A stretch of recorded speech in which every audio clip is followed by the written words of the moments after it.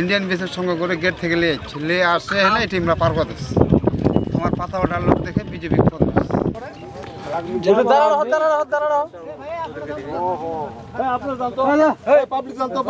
ঢাকায় বাড়ি, ঢাকায় বাড়িতে ইন্ডিয়া কেন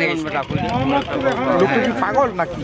না পাগল নাকি এখন তো আমরা লগত যাও থেকে পারি না, সারের ঘরেছে আর এখন যাবো বাড়ি। ওই ঘরটা দিকে পিটিয়া লাগলে যাচ্ছে ওই পিএসি আমার পিএসি আনে এনে এটা পার করে দিয়েছিল ওইটা পার করে এনে পার করে দিতে সেই পা আমার লোকগুলো সব আটকাইছে, আটকা এনে বিটিআর খঞ্জি বিটিআর লগত দিচ্ছে বিটিআর সময় আটকা এনে আসে লাইটে আটকা লাগিয়েছে।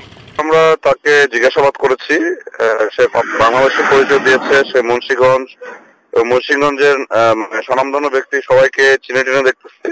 ধারণা করা যাচ্ছে যে সে বাংলাদেশী, বাট সে হয়তো মানে মাদকাসক্ত এরকম মনে হয়েছে।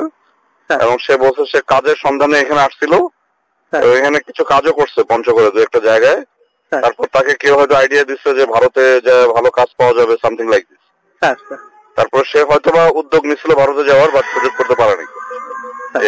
আমরা তাকে থানায় হ্যান্ড ওভার করতে বলছি ফার্দার জিজ্ঞাসাবাদের জন্য।